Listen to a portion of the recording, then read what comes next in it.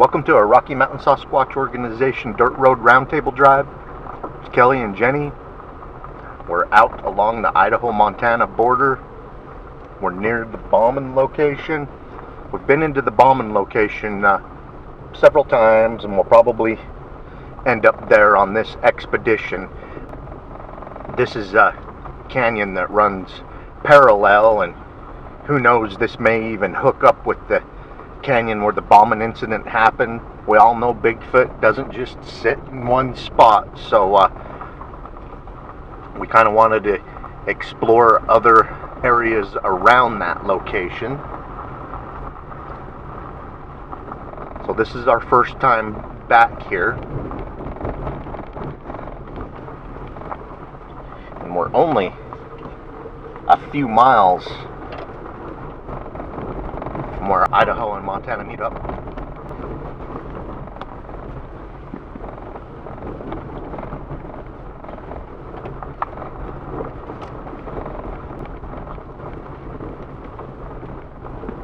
Weird.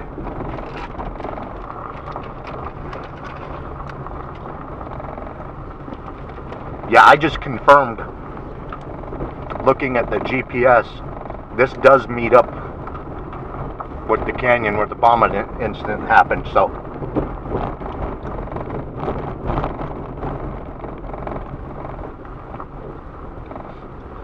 I'll put a link to the Bauman story in the description of this video for those of you that don't know what happened.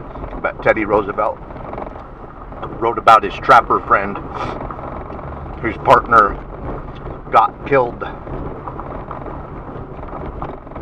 by a monster. The description they gave back then is what most would believe Bigfoot is today. Of course, in Teddy Roosevelt's time, it hadn't been, the phrase Bigfoot had not been coined. Most of them called it a wild man, a hairy wild man. There was, you know, hundreds of different names for it.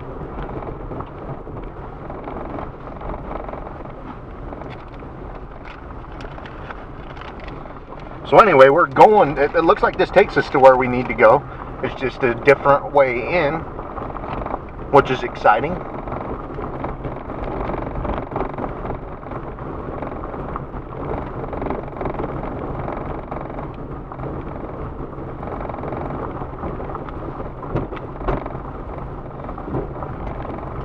Yeah, these trappers come in here because the area was full of beaver and untouched. And one of the reasons the area was untouched is because early settlers and Native Americans in the area warned about this wild man, this wild beast back here that was known for attacking people.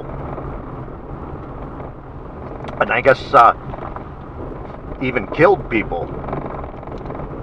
Not as well documented as Bauman's trapping partner being killed by the beast. But anyway, they scoffed at it and come in anyway.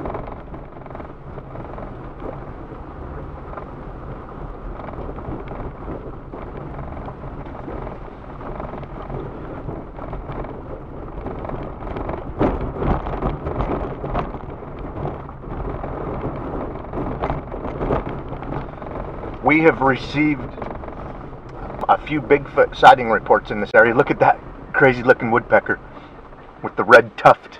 Oh my gosh, it's Woody. Yeah, I guess that is the... It is, it's Woody.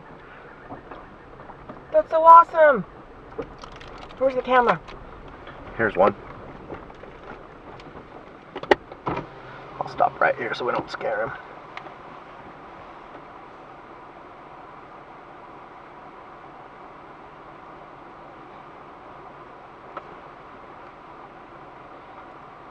Last year, a guy sent us his Bigfoot sighting report just south of where we're at now. He was out deer hunting and saw the Bigfoot across the little valley. And then the winter before, a medical doctor sent me photos of a Bigfoot trackway in the snow in this area.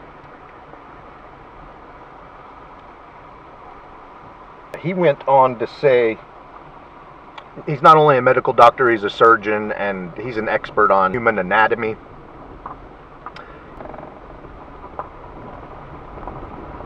He really believed that those were Bigfoot tracks that he took photos of and sent to me. I put it on a blog post. I'll have to see if I can dig that up and put that link in the description of this video too. So it's pretty cool. I have a lot of reasons to be here searching Bigfoot. You know, a lot of people are like, well, what are you back there for? That Teddy Roosevelt thing happened almost 150 years ago or whatever it is. 100 years ago, I don't know. Somewhere around there. There's recent sightings here. Not to mention footprints. And look, it's just an amazing, beautiful area.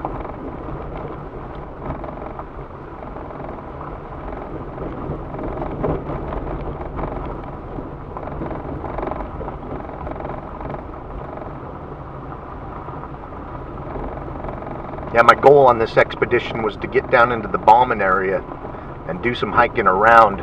The last time we were here, it was very wet. The rivers and creeks were flooded, and I mean, we did a little bit of hiking, but not the amount of hiking that we really wanted to do in the area we wanted to be in.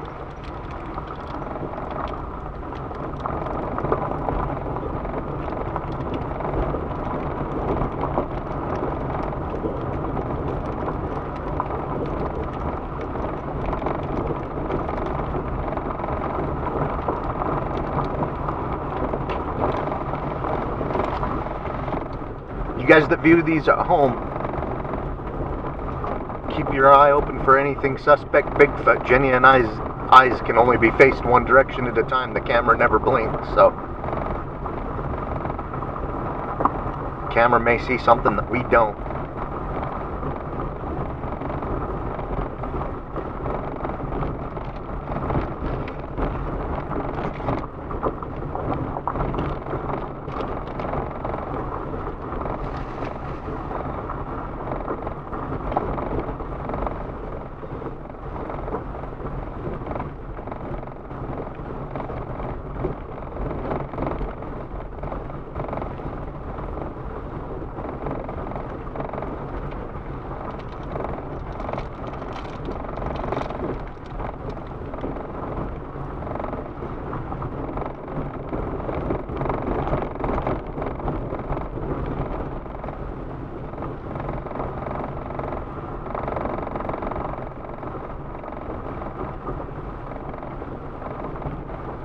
This has been a crazy year for bear attacks. I've always been interested my whole entire life in wildlife, bears, and it's when you're out in it, it's always of interest where the bear attacks are happening. To be aware.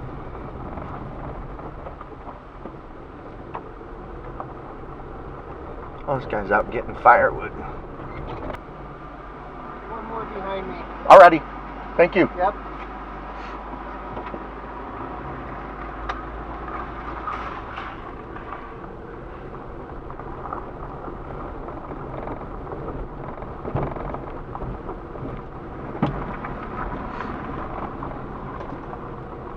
So I'm always interested in where the bear attacks are happening, what went down, just so you can take the proper precautions. And this year, there's been more bear attacks this year than I've ever heard of. Ever. And not only bear attacks, I mean people actually getting chased by them. And yeah, Jenny and I was up by Glacier, Montana about 3 or 4 weeks ago, whatever it was, and like a week after we were there, a group of people hiking got chased by a grizzly bear. And I chuckle about it because it turned out the best way possible. It didn't actually lay a claw or anything on anyone, but scared the crap out of everybody.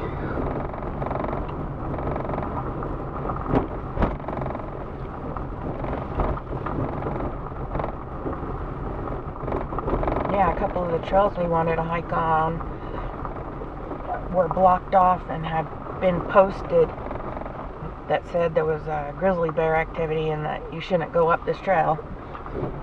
Yeah, they even had that like police Tape. Yellow tape around an area. There was a spot where the grizzly had been digging and stuff right there. Yeah, they had some wildlife officials that were babysitting the bear area. That's how we know the grizzly was digging right there, is because one of them was like, yeah, he was digging right here. It's funny, Jenny and I scoped where it had been digging and everything, and then this place that we had been camping probably 50 miles away, close to the camp, we filmed where an animal had been digging, and the claws in the hole looked exactly like the one that was taped off that they were keeping everybody away from. I saw some Oregon grapes back there.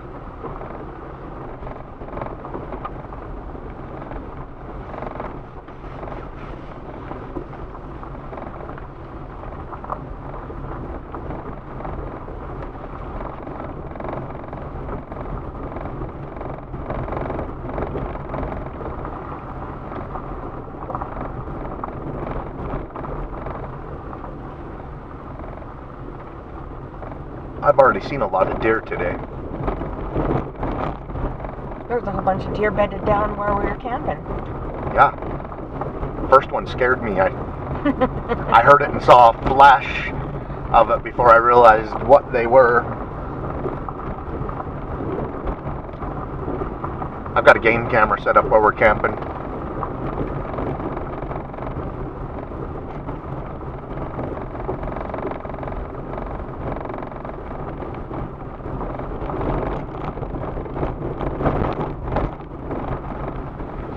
For those of you that have never seen one of our roundtable drives, this is our podcast. We prefer to do these types of podcasts than sit at home on a computer. You guys actually get to see a wider area of the place that we're expeditioning. I mean, we're going to come back in here and hike where the Bauman incident supposedly happened. But you guys get to see the drive into the spot. And we started filming this about a mile after we got off a pavement. There was a few summer cabins, and once we got past those onto this dirt road, we started recording for you.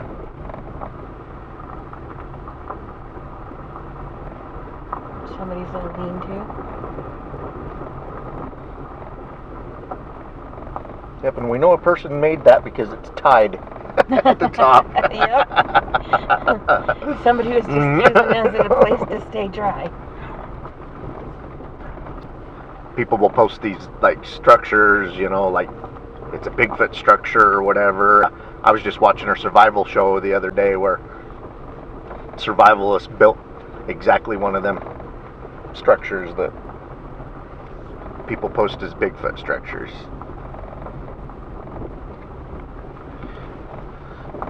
The ones that we take seriously are the big logs that would take several guides to throw into place. Kind of teepee structures that make no sense. On an incline where you're just not going to throw a tarp up over it and sleep under it, you know. A person's going to look for a level spot to build a survival shelter.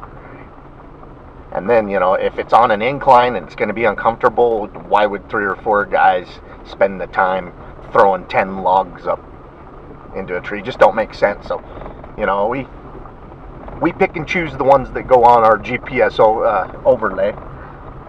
And we like them off trail too. You know, if we see something that we really think is a Bigfoot structure, like 50 feet off of like this road, we probably aren't going to take it seriously enough to put on a GPS map overlay. And our GPS map overlay study, the reason we GPS them is so that we can come back to them at least once a year and see what's going on with them. See if we can find tracks around them, see if they're taking away or adding to the structures. And we started that in 2013.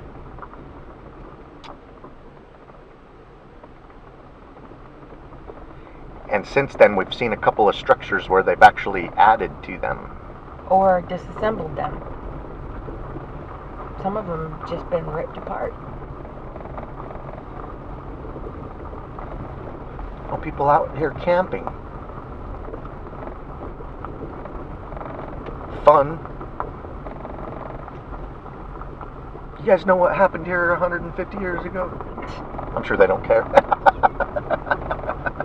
Don't scare our kids. Camp had an American flag hanging up.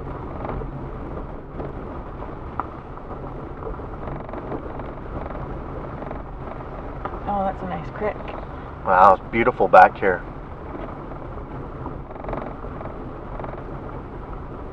Yeah, we've never been back on this road, which is strange because we've almost hit every road possible here. Supposedly it links up. It's a good find.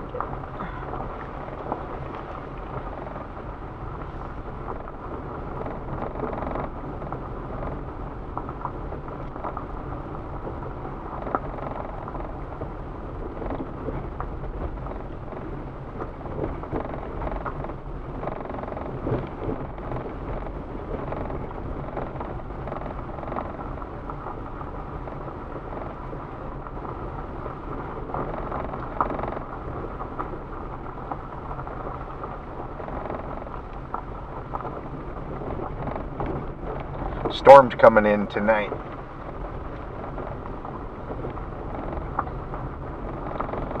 So we wanted to get in here before the storm comes because everything will be muddy. Yeah, it might not be passable after it rains and snows all night, and it's supposed to be raining tomorrow.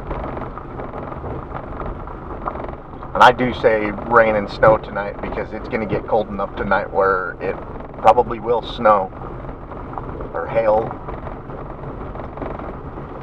Look at these thick willows off to our right. There's a lot of animal trails that are just pushed into there. Moose or bear. I know of a couple of people personally that have come face to face with Bigfoot in the Willows.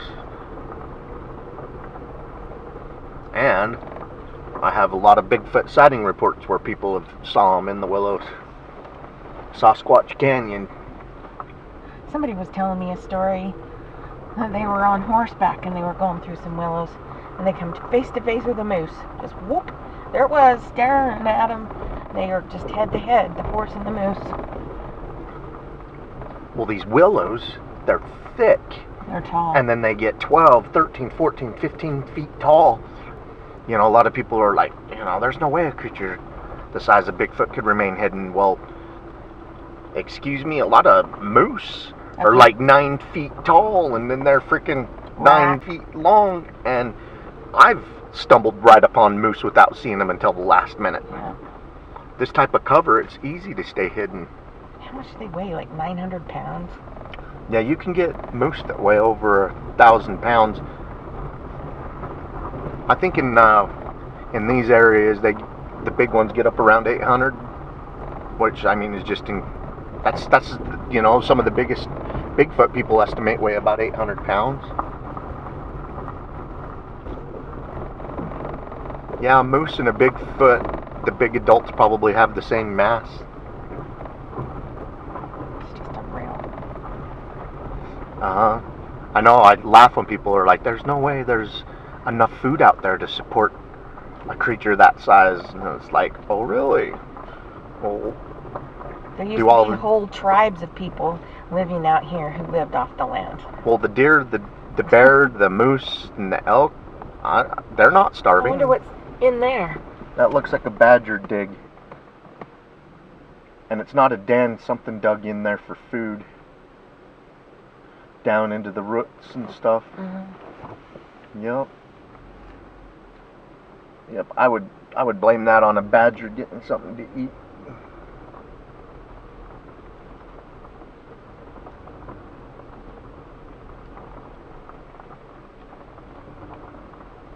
That's funny, seeing animal activity right off the side of the dirt road. That's where the little squirrels like to hide. So there's food in there. Or the chipmunks, whatever they are. So we'll spend a couple of hours driving on a dirt road into a place that we hike for 2-3 hours. So our drive time and hike time into these remote places is about the same. So we really love to show you guys the drive in. Yeah, most people don't have a day to spend on a dirt road. That's what we do.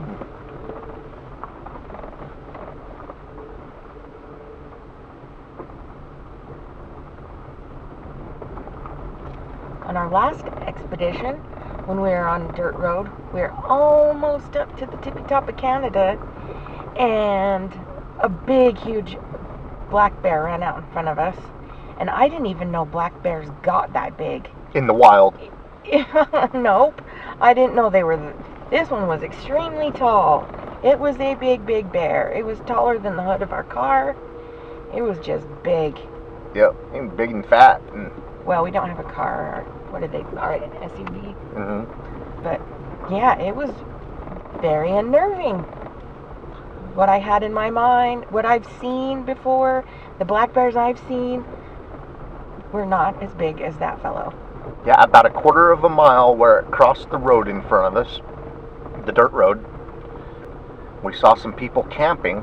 They had a camp trailer, guy and his wife, and their little, like, 2-3-year-old little boy is out there running around. So we pulled off and said, hey, you know, about a quarter mile that way, we saw a bear cross the road onto your side. Just want to let you know. And he's like, oh, I picked this spot because it was a good clearing, you know. And I'm like, yeah, good spot, but just want to let you know there's a bear in the area.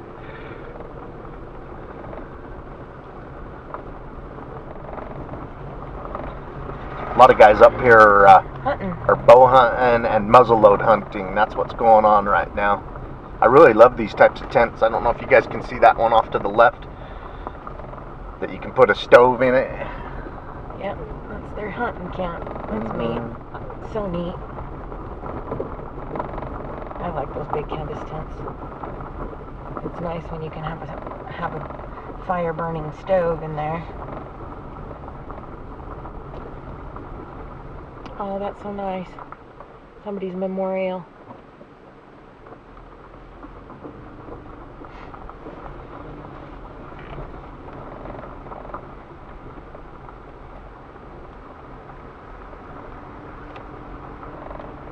Wow, it's chilly today.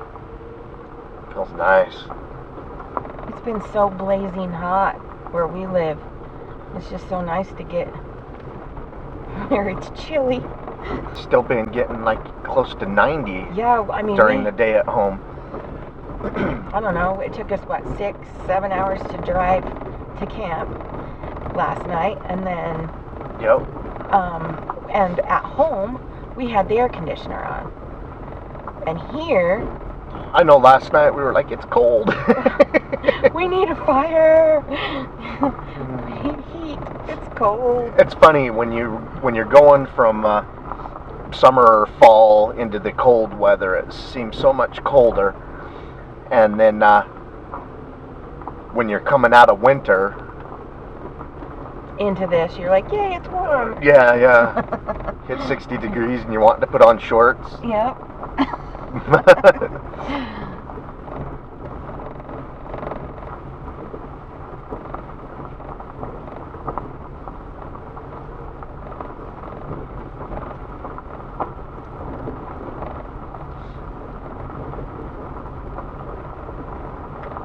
We've stayed in a canvas tent that had a stove, and it was really nice. I'm surprised at how comfortable and warm it was.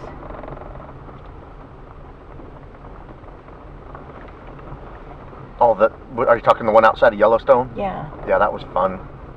I mean, I was very unsettled at first because I was worried about the whole thing catching on fire, but for hundreds of years, that's what people have been doing. So I had to trust, and it definitely worked, and it was very comfortable and cozy. Yeah, that the metal on that fireplace was really thin, so it heated up real fast.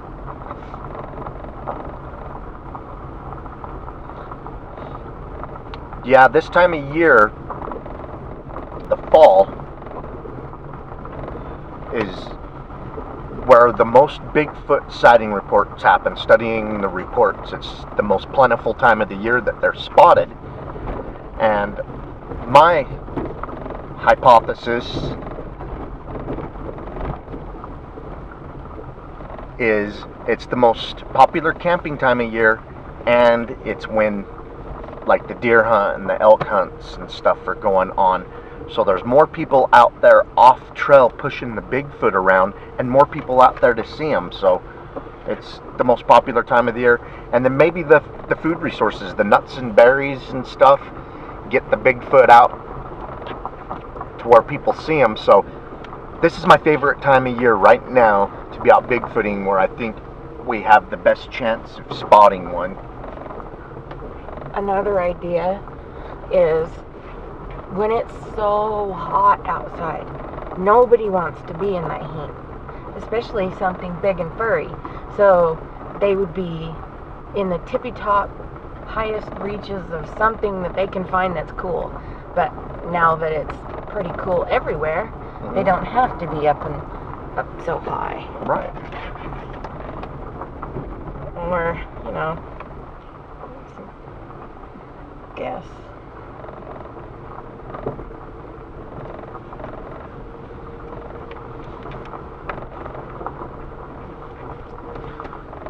All the thimbleberries have been eaten, haven't they? Yeah, they're gone.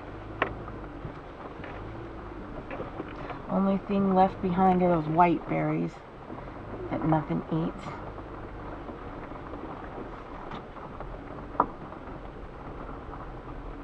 Oh, there's some service berries? No, the purple berries that you can make juice out of for your colds and stuff. Oh, those are elderberries. Yeah, elderberries. These ones look dry. Yeah, they do. That's why I thought they were service berries at first. Stop. There's some. Let's see what they look like. It just might be have been so hot and dry this year that they're not very. Well, they're right by a creek. You'd think they would be doing better than that. Those white berries that you say nobody eats on our left side, these have been picked clean. There's only a few left. You know what? I think those are winter berries. Did they taste like crap? Yes, it's awful. Something you'd never ever want to put in your mouth. They're not even palatable at all. Disgusting. Well, sometimes when it gets really cold, berries sweeten up.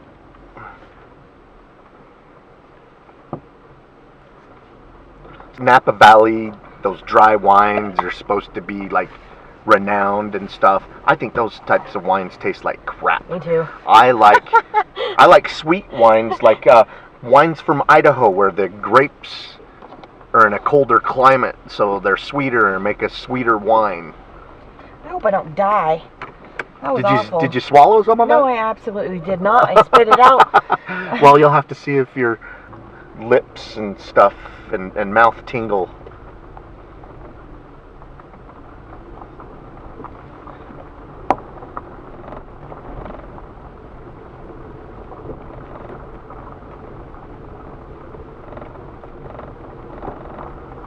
Okay, this might take us up on top. I think that I know where this hooks into. Oh my gosh, that's awful. It just won't go away. Is it bitter? Uh-huh.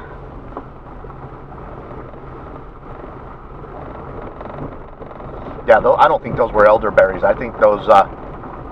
No, absolutely not. I think those were the ones that called... Some people call winterberries.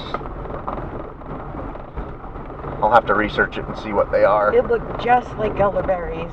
Little sprigs of purple, but oh my gosh. The plant that they were growing off of looks similar to an elderberry plant. Those elderberry plants are like bushes with big old, I don't know. really whippy, Mm-hmm. bendy, I don't know. I know those elderberry bushes in the wintertime, the moose and elk like to chew the branches down. It's like nature's way of pruning or something.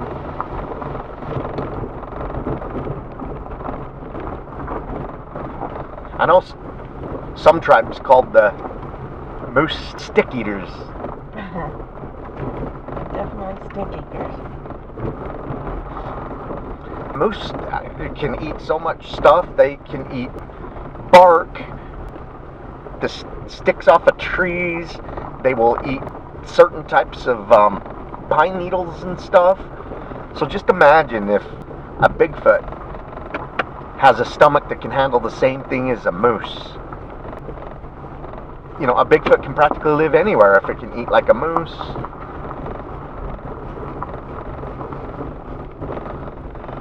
I know in Jarbidge, that Bigfoot sighting report we got from Dr. Leslie, she saw that Bigfoot eating leaves off of an aspen tree.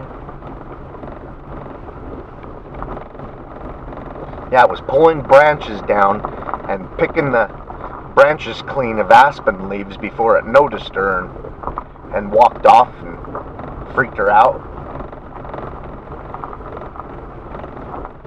What's crazy about that Bigfoot sighting report is we did a Bigfoot expedition in there from some hunters that had quite the ordeal with Bigfoot back in there.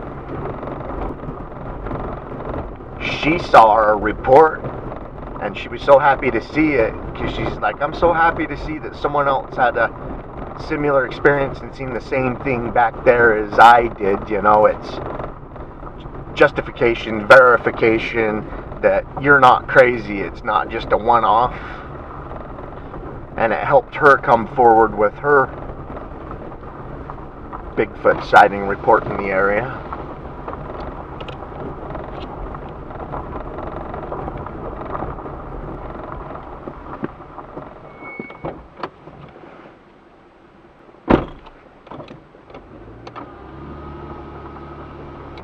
You need to swish your mouth and spit it out. Some water. Those may not be edible berries at all, Jenny. I think they're poison. Oh, I shouldn't be laughing. You don't you dare die on me. I didn't swallow it. Yeah, some poisons can soak right in through your skin, though. Or toxins.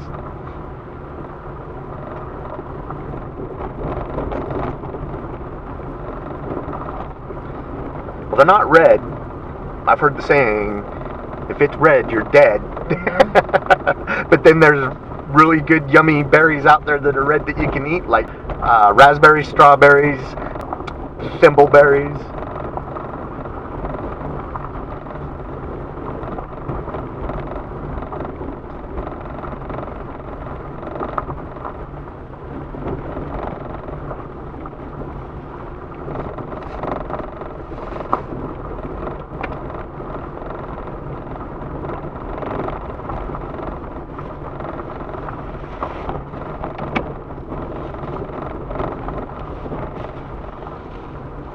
I know there's some edible berries that have that I can't stand to eat. What are they, gooseberries or something? I've had some really yucky berries that I've known have been edible. I know everybody loves blackberries, but I think they're gross. I like blackberries.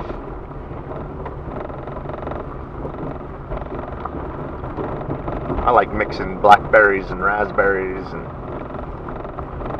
even throw some blueberries in there or huckleberries.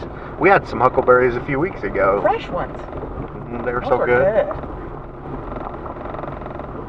Those other berries I was eating, they look like raspberries, but they have... Thimbleberries? Are those what they are? Uh-huh.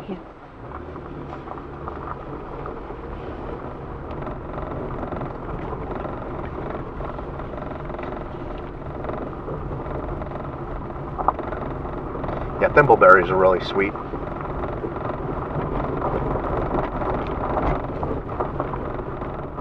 Thimbleberries seem to come into season really early. I've seen thimbleberries early in midsummer.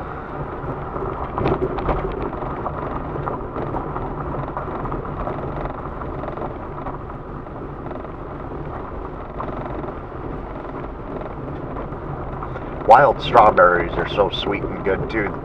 I mean, they're tiny. They're so small compared to the garden variety, but they're so much sweeter. Yeah, they're tiny, like little blueberry size, or as big. The biggest ones are maybe the size of a raspberry. But boy, are they good. They taste so much better than a strawberry from even a normal garden. The wild strawberries are just amazing. I'm a strawberry lover. I don't care where it comes from. I like them. Yeah, but yeah, the wild ones are really sweet.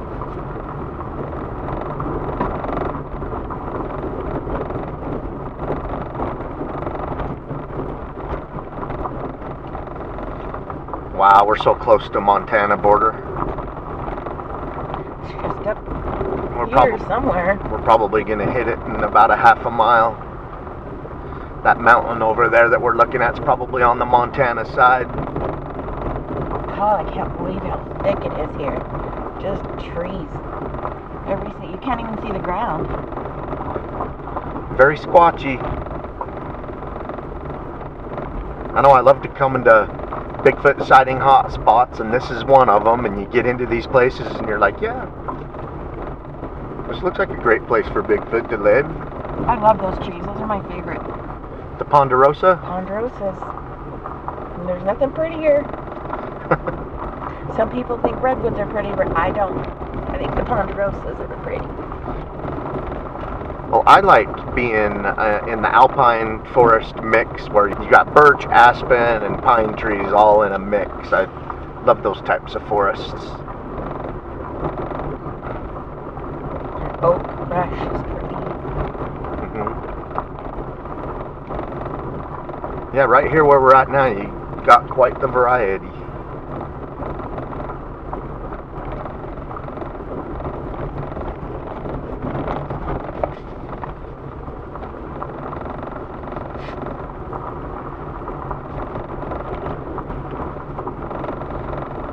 Wonder if this dirt road will tell us when we go over the border. I doubt it. We shall see. I see the border on the GPS. Yeah, I think that's the only.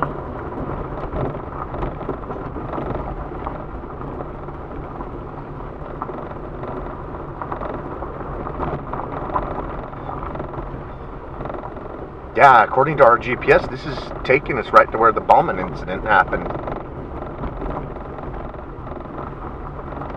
Yeah, there's a big mass.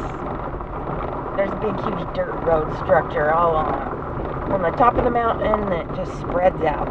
And we've been on a couple of other ones, but never this one.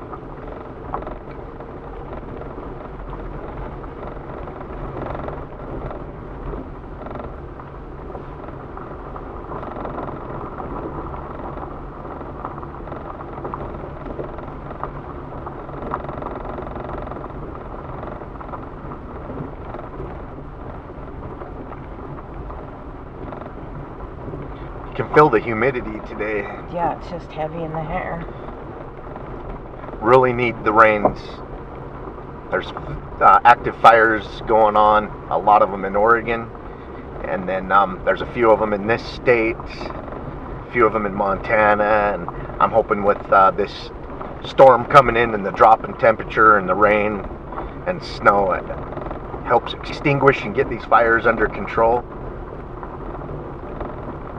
Yeah, there's one in a really bad one. We went to our area, our home area, where we spend most of our time. You went to mountains? Yeah, the Uinta Mountains, and there was a really bad one that started the day we were up there, or the day before. We saw the smoke driving in the first day. Yeah, and it wasn't that bad. And then we went into the mountains the next day, and it just was so bad. It looked like hell on earth, just black and red, and it was just awful. Definitely fire season. I hope that's out. Yeah, me too. That was over by the Moon Lake area. It looked like the majority of that fire was going on the west side of Moon Lake. It looked like it was in backcountry. Yeah, it looked like a really difficult place for firefighters to get to. They may have only been able to get to it from the air where it was at. Yeah, there's no roads back there.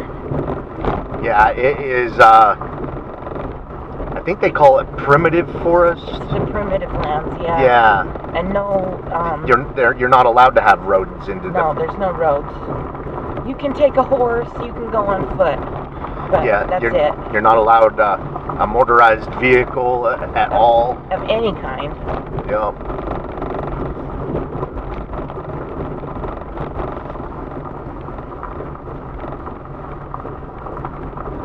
We've never, ever, ever seen anyone back where we hike. Ever. We've never come across another human. In that one area? The one area that Brody showed us? Yeah, we've never, ever seen another human being back there.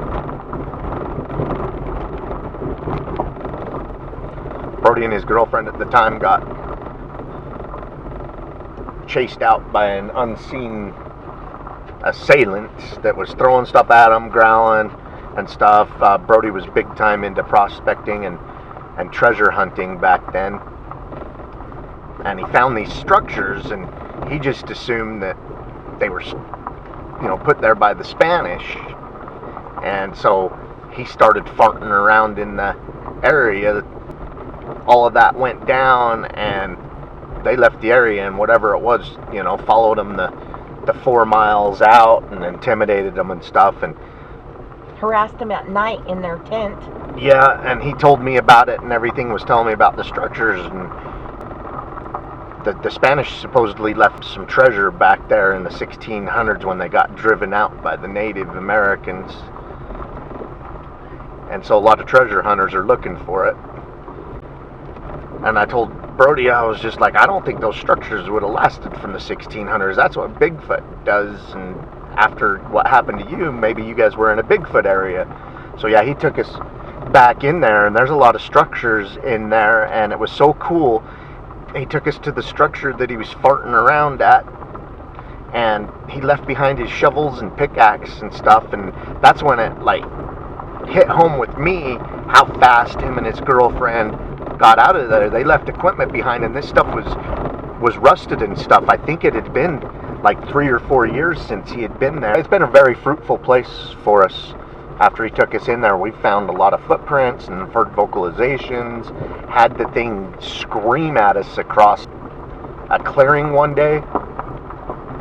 Yeah, the sun was about ready to go down, and we were making our way back to where the vehicle was, and there's a spot where you come out of the thick forest and you go across a meadow that is maybe a couple of 100 yards wide, and just as we got into the tree line on the other side, it started screaming from the tree line that we just left at us. And my gut instinct is it was telling us not to come back. It wasn't a friendly sound. No. It was really bad. Everything ran from it. There was some, what are the cattle called? They just let... There was some free-range cattle in the clearing. And they went running away from it. There was some deer that just bounded right past us. Yeah, the deer didn't give a crap that we were there. They were more concerned about what was screaming. They came pounding right past us and blew past us 5 feet away from us. It was bizarre. In fact, when I heard something running up behind us, it scared me so bad because it sounded so big and heavy, and I turned around, it was just the deer running at us. But it still scared me. Yeah, that's weird when something like a deer will come running up to you and rather be near you than something else. Yeah. That was the oddest sensation. Was that the same day that before we crossed the clearing, that me and you split up from me and Brody, Yes. and then you yelled out to us because something was growling at you? Yes, that was the exact same day. It is so weird, all these vocalizations you get, and some of them close, and you don't, whatever it is, make sure to stay hidden. It's so weird. A bear is not going to stay hidden and do that to you. A bear is going to come out and confront you. Or just run away. Well, if a bear's going to be growling at you, it's going to be confronting you. Yes, it is. It's not going to growl while it's running. No. And the growl did not sound like a bear. I know what a bear sounds like. The growl sounded like a mix between a big man and a jungle cat. Big, huge, rumbly, weird noise that big cats have in their chest or throat or whatever. It's scary.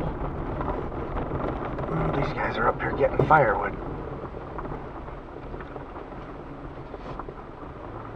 Oh. The one guy's probably like, where are all the deer? And the other's like, I'm just cutting wood.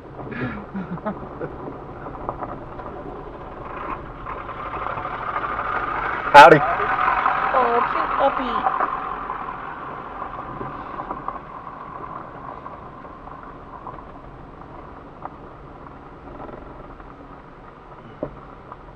When I was a little girl, my dad and my uncles and my grandpa and all his cousins would get in all the trucks and the trailers and head up the mountain just like these people. And my grandpa and my dad and my uncles would use the chainsaws and they would cut the wood down, and all us kids would grab the wood and haul it back. Yeah, we did the same thing. We had 2 fireplaces in our house. Rarely did my parents turn the heat on. We had to keep fires going to stay warm. There were several times during the summer and fall we would go camping, and it was working/camping. We would maybe fish one of the days that we were there, but most of the time it was chopping down firewood and stacking it up and throwing it in the truck and the trailer to take home. Yeah, I loved those trips. Those Yeah, were some of my favorite trips. Yeah, I didn't mind. That was, had to put in some work to do the fishing. And when I was a kid, there was nothing better than fishing.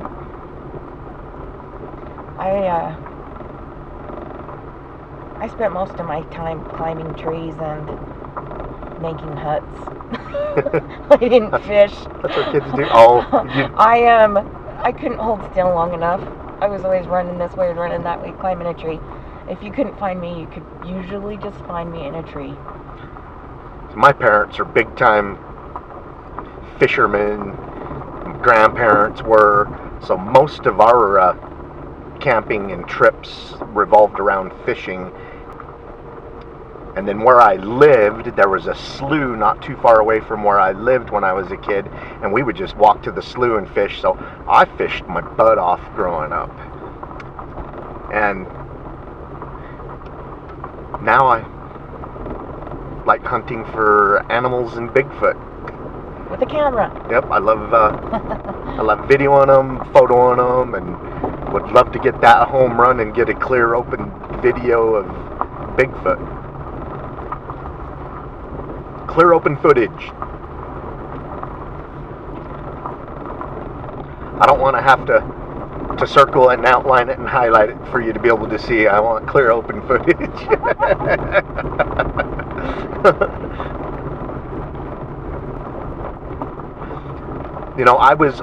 I went over that Russian Bigfoot in the Siberia region, and I forget the name of the mountain. Those people were hiking. That Bigfoot stood up and took off from them, and the photographer took like a dozen photos of it, standing off, taking off, and it actually turned back and looked at him one time. These are very clear, nice photos, and I'll be putting out a blog about this. Even though they're clear and open, that Bigfoot blends in so well with its environment. It's it's just amazing, and it makes you realize why they don't get spotted more often. They just blend in so well. On the back of that Bigfoot's head/neck, there's a wound. It really looks like a wound to me. I circled a photo with the wound in the blog and everything that I'm putting out for you guys. You'll have to check it out. I'll put a link to it in this video. But I think that's why the people actually got to see the Bigfoot. I don't think it was at the top of its game. I don't think it was feeling very well. It was probably sleeping, trying to recover from that wound, however it got it. Those people were able to get close to it and scare it up and spot it and take some photos of it. But if it didn't have that wound, they probably would have never got close enough to it to get those really nice photographs. I know some people think that the Bigfoot has like a red hairband holding its hair back or something, but it looks like a wound to me. Oh, what? Yeah, they think it's holding its hair back on like a Russian website or whatever. Thinker Thunker video breakdown of it, and he's got the photo of it standing up, leaning forward, and it's got like a beard and a mustache that just hangs. Oh, wow. Down. Yeah, it is so cool. I don't know why some people think that, you know, it's longer hair on the top. It's got pulled back in a pony. I'm like, no, that's a wound. Yeah, he went into Walmart and got a rubber band. He got a scrunchie. Yeah. Bigfoot wears a scrunchie.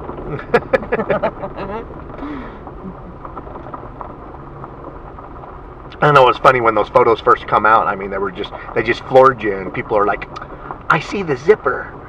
And the wound, people are like, it's like, that's a wound. And a zipper. If it was a costume, which it doesn't look like a costume at all, you think the zipper would go vertical, up and down, and this wound is horizontal, right at the. You know, a lot of people say Bigfoot doesn't have a neck, so its head and neck are kind of in the back, are kind of the same location, but.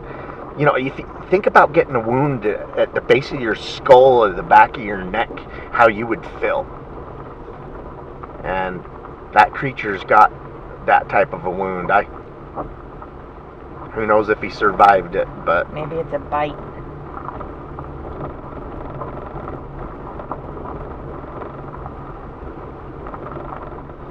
Yeah, maybe another animal did it to it, or... You know, I've seen some crazy things where like a bear was digging into a hillside under a boulder after food, squirrel, whatever it was. It dislodged that boulder and it smushed it. So who knows what it was doing when it got the wound. Maybe it got in a fight. You can't tell me that everything fights. Everything. If there's more than one of something, it's going to get in a fight. Well, I think two alpha male Bigfoots definitely don't want to share the same space. They don't want to share the same female or females, however that works. So I could see a couple of alpha males possibly fighting over a territory. Oh, sure. When we found that hair near those Bigfoot tracks in 2013 in the Uintas, those two giant tufts of hair, that looked like a violent way to lose that hair. Yeah. And that was the first thing that went through my mind was, you know, maybe it was a Bigfoot scruffle and it grabbed a wad of hair on each side and ripped them out. It was definitely violence. There was hundreds and hundreds of strands of hair in each wall. A big, huge area that had been really thrown up. Everything was displaced. Broken branches. Dislodged. Everything was disheveled. Yeah, it looked like a violent encounter. Like two bulls had been fighting. And the tufts of hair had every color of the rainbow in them, but the hair, as overall, looking back, looked grayish blue. but you get up close and start looking at the individual strands, and there's reds and yellows and blacks and grays and whites. Overall, that creature would look grayish, a little bit of a blue tinge in it.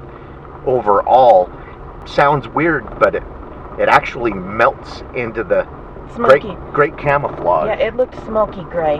But I think it was an older one because it had a lot of gray and white through it. Almost the same color as the tree bark right here. This grayish dark color. Oh wait! What did you see? Back up. We're actually on the. This is following the border. Yeah, we're sitting on the right side is Idaho, on the left side is Montana, or vice versa. Look at that, Kelly. What? Oh, a teepee structure. Yeah. A big one. Well, we wouldn't be. What's your camera? We wouldn't be able to lift those logs by ourselves. No. Dash cam isn't going to be able to see it from where it's at, so take a photo. That was a fun hike.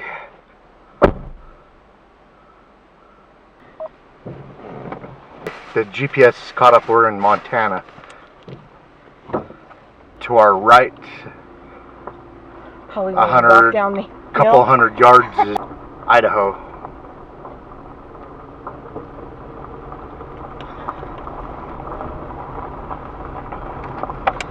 Man, that is a lot of smoke.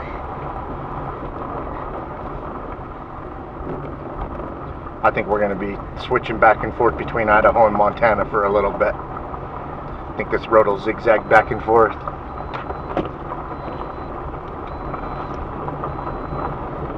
Car's telling on me.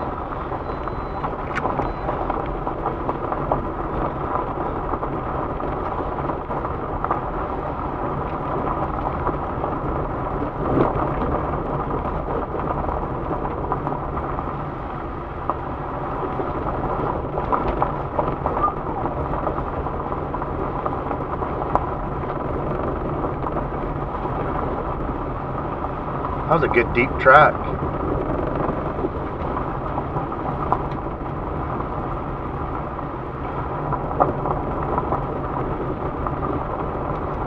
No claws at the toes. Oh, not that we could see. Well, it sunk in 2 and 3 inches. If grizzly bear sinks in 2-3 inches, it's gonna show its claws. No. They don't even need to sink in to show their claws. No. It wouldn't have made a big toe print. It's sticking right in the mud either.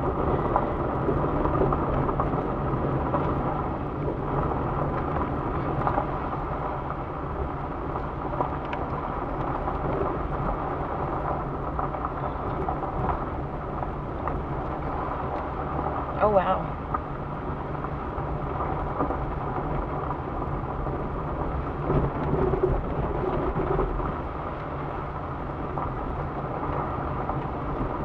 It's cool seeing a new section around the Bauman location.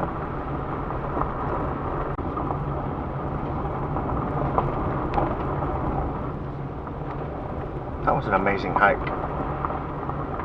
It was steep.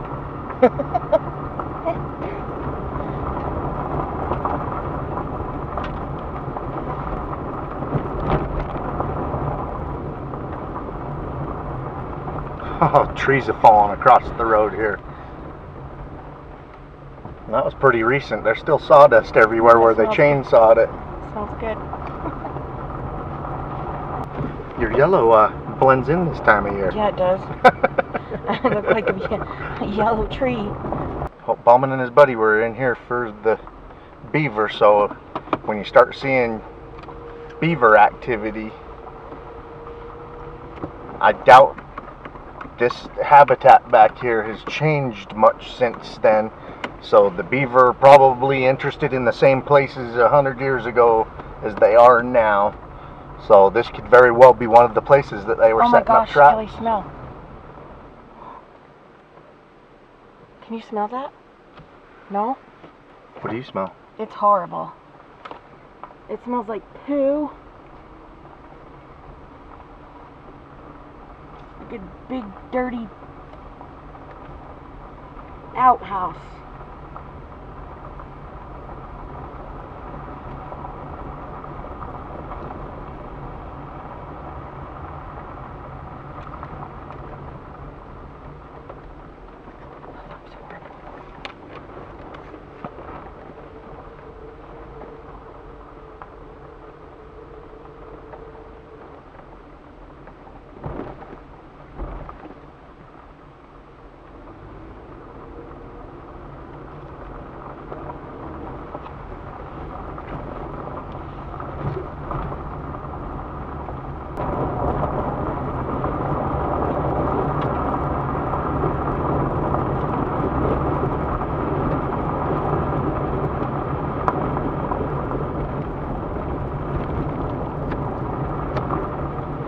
That old tiny cabin is up here. Yeah, it looked like it'd been abandoned the last time we were up here.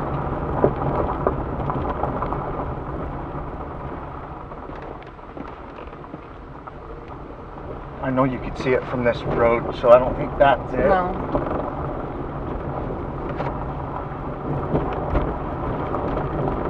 There's where the creek goes all down through there. There's where all the beaver lodges are down in that hole.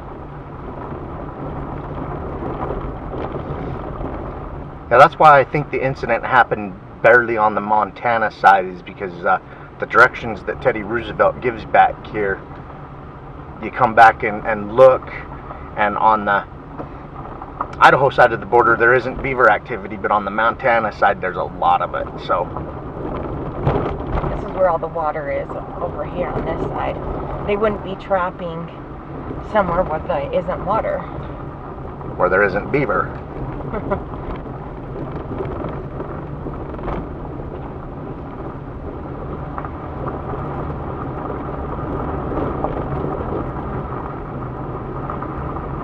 There it is.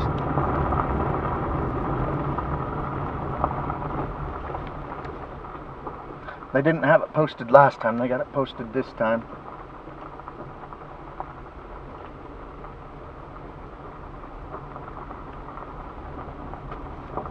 All those big burn piles are burned. Remember how they were like as tall as a house? Mm-hmm. They're all gone. Yep, they come in when the snow's deep and burn them. Cool, we found a new way into the Bauman area.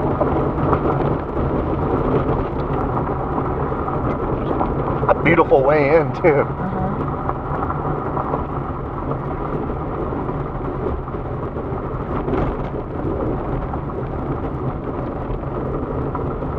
They've done a lot of forest fire prevention in this area.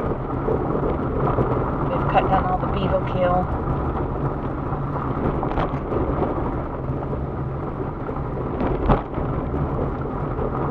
Forest management.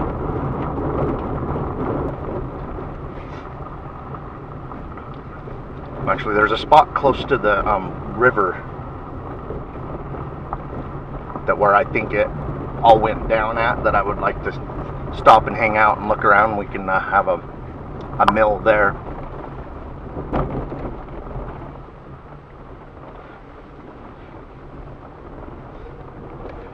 Yeah, they saw the creature a couple of times across the river, where they had their camp set up.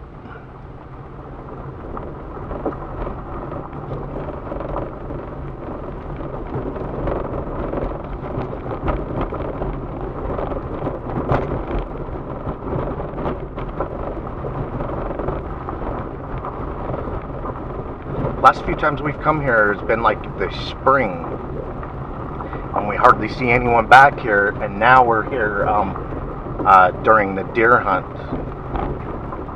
We see quite a bit of people back here camping, so I know a lot of people are like, oh, if there's people there, you're not gonna see Bigfoot, but people see Bigfoot. Well, I think what I think happens during these times of years when there's a lot of people in the woods is they push the animals around, and so they're moving around a little bit more, and they get spotted. That's right.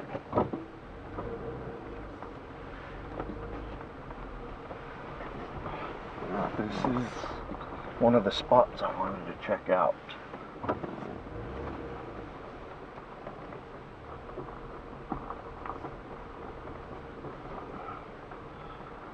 Okay, you're good now. Right here, I mean.